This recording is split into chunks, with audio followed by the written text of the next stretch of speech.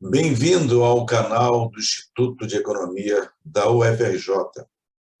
Eu sou Renato Queiroz e este é o programa Energia Agora, um programa dinâmico do Grupo de Economia da Energia que acompanha a conjuntura da economia da energia. A COP26, que ocorreu em Glasgow, na Escócia, entre 1 e 12 de novembro de 2021, até hoje, reverbera na mídia entre os especialistas e acadêmicos. Assim, o Energia Agora resolveu incluir o tema nesse podcast, nesse vídeo, com algumas considerações sobre o que ocorreu na 26ª Conferência das Nações Unidas sobre Mudanças Climáticas, a chamada Conferência das Partes, ou COP26. Sobretudo, esse vídeo, esse podcast, quer colocar alguns pontos iniciais para quem não acompanha o tema e, rapidamente, quem entendeu o que aconteceu. O relatório final, que apontou os compromissos e ações dos países em relação às mudanças climáticas, foi fruto de um consenso de 200 representantes de vários países. Para que haja acordo nessas conferências, é necessário que haja esse consenso. Ou seja, não é algo trivial, pois deve ser entendido que por trás das discussões que ocorrem durante o evento, de um lado, há cientistas, representantes de ONGs, representantes de institutos de pesquisas, representantes de universidades que estão interessados em decisões e ações para conter o aumento da temperatura do planeta. Mas, de outro lado, há interesses em negócios, há interesses políticos. A ONG internacional Global Witness, para quem não sabe, é uma ONG criada lá nos anos 90, que pesquisa relações entre exploração de recursos naturais e conflitos, pobreza, corrupção, abuso de direitos humanos, isso a nível mundial, né? Tem sede lá em Londres e Washington, D.C. Essa ONG analisou, por exemplo, a lista de participantes publicada pela ONU no início da cúpula do clima em Glasgow. E sabe o que constatou? Que havia mais de 500 participantes credenciados ligados à indústria de fontes fósseis. Também, a Global Witness fez um levantamento e divulgou que o número de delegados associados à indústria de combustíveis fósseis, essa COP, superou de qualquer outro país. Divulgou também que lobistas de combustíveis fósseis são membros de delegações, vieram de 27 países, até incluindo Canadá, Rússia. Finalmente, a Global Witness informou que mais de 100 representantes de combustíveis fósseis, de empresas, né, de combustíveis fósseis, estavam representados na COP. Ou seja, é importante frisar aqui, quando se faz análise, quando se vai para a mídia com entrevistas, avaliações, que o jogo é pesado. O jogo envolve business e interesses políticos, né? E nós temos um exemplo pontual disso, nos Estados Unidos.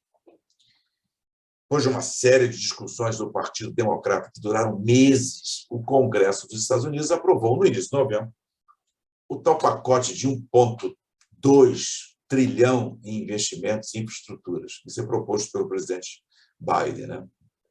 Mas, ainda assim, o pacote de investimentos sociais e ambientais ficou travado semanas. Ele era de 3,5 trilhões e foi aprovado agora no montante de 1,75 trilhão de dólares, sendo 550 bilhões de dólares para atender às mudanças climáticas. E, olha, essa proposta avançou na Câmara, por uma margem estreita, hein? E tem que passar pelo Senado. Muitos analistas afirmam até que esse tema, mudanças climáticas, encontra barreiras no Congresso dos Estados Unidos, pois ali há políticos que rezam na cartilha de grandes petrolíferas e mineradores internacionais. Esses lobbies nós conhecemos aqui no Brasil bem, não é verdade? Ou então imagine nas discussões de uma conferência, essa conferência das partes, com vários participantes de diversos países com seus interesses, a dificuldade que é, né? Fazer um relatório final, que é o relatório que vai dar as diretrizes, num consenso. E olha só, no início da cúpula, os líderes, seja o representante, o secretário-geral da ONU, o presidente, dão declarações que, para mim, são declarações de papel político, de uma cena política. Você veja, o Antônio Guterres, ele chegou a dizer mais ou menos isso. Chegou a hora de dizer basta para as energias renováveis. O Joe Biden falou algo assim: os olhos da história estão nos observando. Vamos trabalhar. Quer dizer, um jogo de cena política.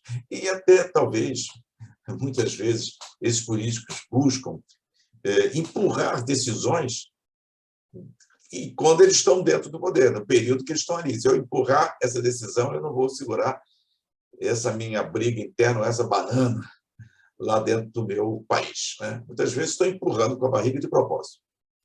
Então, eu acho que a avaliação dos resultados da COP26, por exemplo, deve ser realista e não sonhadora. Agora, dentro desse contexto que eu falei, né, inicialmente, uma necessidade de 200 países assinarem um acordo, houve avanços, pois até refletiu, em certa medida, alguns pontos de relatórios que se lê do IPCC e na própria Agência Internacional de Energia, num cenário net zero, aqui no grupo nós até estudamos bem isso, e quando houve até uma ordenação, quando aí foi decidido uma ordenação de uma aceleração na ação climática com novos planos até 2022. Quer dizer, o que quer dizer? Que, afinal, que todos os principais emissores, cada um, será obrigado, em 12 meses, a explicar na ONU como as suas políticas e planos estão alinhados com os objetivos do teto para o aquecimento total aquecimento global, né, do Acordo de Paris. Então, algum avanço. Agora, no caminho, né, das discussões da COP, eu posso selecionar aqui 3 pontos cruciais,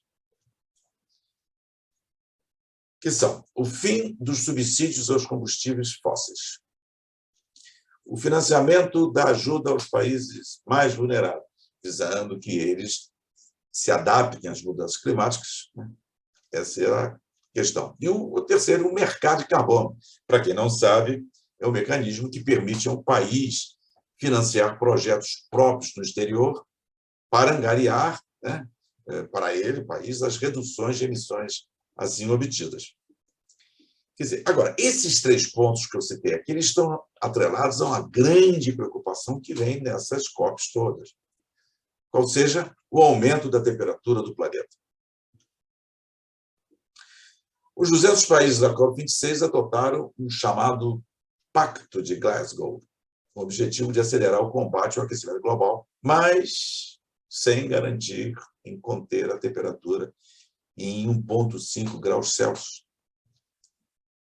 É verdade que o texto faz, pela primeira vez, a menção aos combustíveis fósseis, principais causadores do aquecimento global, e que nem foi tanto mencionado lá nas discussões em Paris.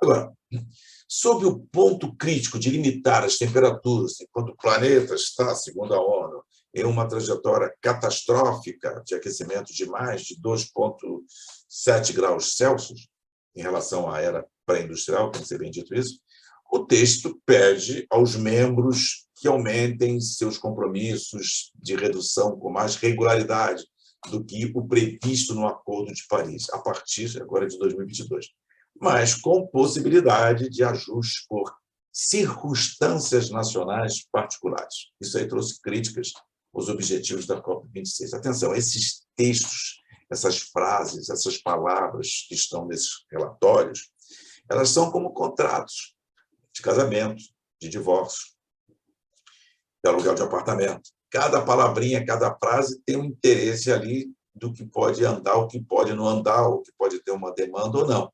Então, quando eles incluíram nisso circunstâncias nacionais particulares, eu tirei ali um pouquinho o meu da reta, né? Agora, eu fico me perguntando se a limitação do aquecimento de 1,5 graus está se afastando, né?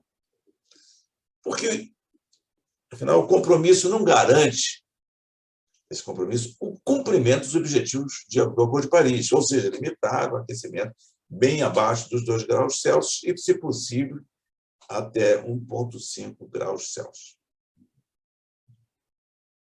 Bom frisar que os cientistas que estudam as mudanças climáticas vêm apontando que cada 10º grau, né, que a temperatura vai aumentando, é muito importante, porque, afinal, desastres ligados à mudança climática, né, que já estão bem materializados, estão aumentando, né? Inundações, secas, ondas de calor, e isso com muito dano ou muitos danos às vidas humanas. Em suma, eu acho que nos próximos 18 meses serão importantes para determinarmos se os países tomarão medidas alinhadas ao teto de aquecimento global de 1,5 graus Celsius, o que implica, reduzir as emissões em 45% até 2030. Barra, né? Agora, tem um ponto positivo nisso tudo. Isso já foi até falado em algum jornalista aí. Também acho muito positivo. Mesmo com essa situação de Covid, preocupação de ir às ruas, e lá na Europa, que está um negócio um pouco piorando, mais de 100 mil pessoas foram às ruas em Glasgow.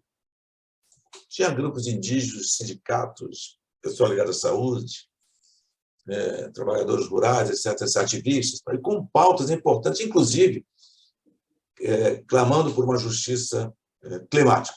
Né? Isso é importante. Isso é importante que cada país, os organismos, as instituições, as ONGs, organizem movimentos pacíficos, certamente, mas que pressionem os políticos, pressionem o executivo a tomarem decisões que atendam a sociedade por essa tal justiça climática. Bom, agora vamos aos pontos que eu falei lá em cima. Primeiro, sobre combustíveis fósseis. O acordo foi menos ambicioso do que esperado pelos cientistas, especialmente no que tange ao carvão. Certamente, os estudiosos, os cientistas, vão com expectativas maiores, mas é o que eu disse. Mas vai cair ali num caldeirão de interesse. Na hora de assinar lá o consenso, ele está vendo pressões, interesse no seu Congresso, interesse político. Né? A expectativa é sempre maior mesmo. Né? E, nesse caso, combustíveis, no último minuto, o juiz quase apitando o jogo, vários países, incluindo a Índia, a China, mitigaram o objetivo em relação ao carvão. Em vez do tal apelo para acelerar os esforços, né, no sentido de uma eliminação progressiva do carvão, a proposta que ficou é trabalhar para uma redução progressiva. Assim, esforços devem ser feitos para reduzir a participação do carvão quando não houver um sistema de captura de CO2. Bom, amenizou, mas, afinal de contas, foi um avanço, porque o carvão nunca tinha entrado nessa berlinda, botar o nome do carvão. Houve um certo avanço. Outro item também é acabar com subsídios ineficientes para os combustíveis fósseis. Bom, fica um pouco vago, mas cabe a cada país lá pegar isso e, em cima, e fazer as suas regras. Né? Outro item, mercado de carbono, ajuda, e também ajuda os países pobres. Né? Como eles falam ali, os países vulneráveis. Depois de um fracasso das últimas COPs, a COP26 também não conseguiu dar um upgrade nas regras do uso do Acordo de Paris. Tem o artigo 6 lá em particular, né? Funcionamento dos mercados de carbono, que deveriam ajudar as reduções de emissões. Agora, foram definidos princípios gerais. A preocupação é que, estabelecido esse ponto, os países possam negociar cortes que, no fundo, pode até encobrir a real redução das emissões de gases de efeito estufa. Agora, houve alguns ajustes ali interessantes, que é a tal ajuste, a dupla contagem. Para quem não sabe, se um país gerou uma redução das emissões e vendeu como crédito para outro país, ele tem que abater no cumprimento das suas metas. Mas terão que ser definidas regras específicas. Mas, positivo também, as empresas poderão transacionar créditos de carbono. Mas a ideia do imposto sobre algumas das transações para os países pobres enfrentarem as mudanças climáticas, isso não constou do texto. E sobre a ajuda aos países vulneráveis, ou pobres, não sei se pode dizer a palavra países pobres, né? Falam vulneráveis. Não teve grandes resoluções dos tais países mais ricos, né? De aumentar a sua ajuda financeira climática, né? Ajuda financeira climática para 100 bi por ano até 2025. Isso foi bem ressaltado ali, que os países pobres, menos responsáveis pelo aquecimento global, mas que estão na linha de frente para sofrer impactos. E eles foram pedindo financiamentos específicos para as perdas e danos, que já estão, inclusive, sofrendo. Bom, há uma avaliação que países desenvolvidos se opuseram a isso fortemente, sobretudo os Estados Unidos, porque temeram, né, consequências jurídicas lá dentro dos seus países. O acordo simplesmente incluiu a criação de um diálogo dentro de um ano para discutir o estabelecimento de financiamento para essas atividades. Isso realmente é ineficaz, né? Até talvez algo para bobo acreditar, né? Porque eu acho que se não houvesse uma equação global que obrigue os países ricos a mitigarem as perdas e danos desses países vulneráveis, mais pobres, né? Esse ponto fica assim solto, né? Fica assim meio história de Papai Noel. Bom, mas ficou na COP26 que em 2025 os países desenvolvidos precisam duplicar seus fundos para adaptarem para essa tal adaptação à mudança climática. Não se sabe se isso vai ser suficiente para essa tal adaptação dos países vulneráveis. Mas, enfim, pode gerar uma outra pressão para outra COP no Egito sobre esse financiamento climático. Mas, certamente, o preocupante é que a natureza não vai ficar esperando a outra COP para não inundar, para não ter ondas de calor, né? E fica empurrando para outra COP e lá o caldeirão está chegando em cima da gente. Sobre o Brasil, os analistas apontaram que houve uma divisão entre as intenções do Ministério das Relações Exteriores e o ministro do Meio Ambiente presentes. O presidente não foi, né? Foi o ministro do Meio Ambiente. O que se viu, segundo aqueles que estavam ali, foram que os diplomatas brasileiros buscavam avançar nos interesses nacionais, mas houve uma contramão, assim, na contramão, que eles foram do discurso do ministro do Meio Ambiente na COP26. O Brasil, afinal, tem um potencial, gente, de sequestro de carbono por floresta muito maior que a maioria dos países, talvez de todos.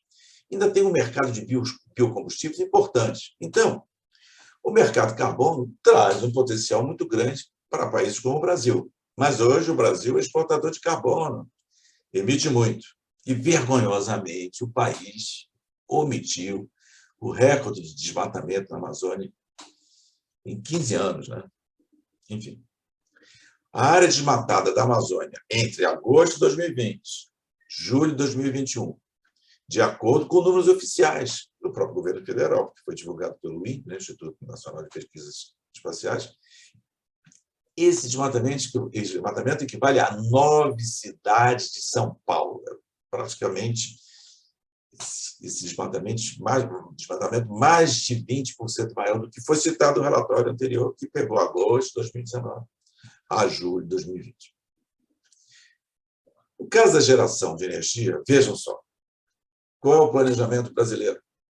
Privatizar a Eletrobras, que tem expertise, tem ali projetos de geração de energia elétrica já amortizados, né? E com usinas com reservatórios, porque essas usinas elas não são só geradoras de energia elétrica, ela tem mais um contexto de ações ali, seja de irrigação, seja de turismo até, quer dizer, ela também gera energia elétrica. A Eletrobras construiu e tem essas usinas na mão, querem vender, privatizar essas usinas, porque está no posto da privatização da Eletrobras, e entrou no Congresso um monte, várias térmicas, Esse projeto de privatização é uma brincadeira. Várias térmicas. Quer dizer, aí nós vamos... O desmatamento em agropecuária, no caso do Brasil, já representa mais de 70% das suas emissões. Quer dizer, eu vou aumentar de um segmento que é renovável, né, que é a geração de energia, temos muitas eólicas, temos hidroelétricas, e temos que aumentar a nossa participação de solar pela insolação brasileira que temos, né, que o Brasil tem, e eu faço uma privatização dessa maneira, aí o que eu digo, visando business, interesses, não é? Interesses políticos, interesses de negócios. Se não houver decisões judiciais que brecam a concretização da privatização, o país vai para a contramão das ações para conter as emissões, né? Quer dizer, vai piorar muito mais a situação que a gente tem de emitir com desmatamento e com a agropecuária. O Brasil, interessante, né? Teve a maior equipe oficial de negociadores, segundo dados da ONU, com mais de 450 delegados. Já o Reino Unido, que abrigou lá o evento, na Escócia, tem quase a metade, 230 delegados registrados. Em suma, para concluir o seguinte, é difícil um consenso nessas COPs, visando não aumentar a temperatura do planeta. É difícil, porque os interesses políticos, os interesses do mercado é muito grande. Agora, alguns avanços ocorreram nessa COP26, mas para os cientistas foram insuficientes. E assim, o que eu acho é o seguinte, cada país tem que introduzir medidas de redução de emissões que proteja a sua população, proteja a sua sociedade. E certamente vai proteger a sociedade mundial, a população mundial, se eu tiver um conjunto de países, independente dessas decisões, desses compromissos, que são gerais nas COPs, independente disso, eu fazer um dever de casa interno, né?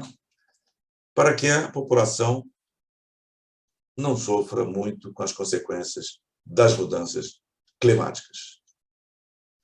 Muito obrigado a todos, aqueles que vão assistir ou estão assistindo o vídeo, aqueles que vão ouvir no podcast. O Energia Agora, a qualquer momento, ele vai voltar com mais uma informação da conjuntura da economia da energia. Muito obrigado a todos.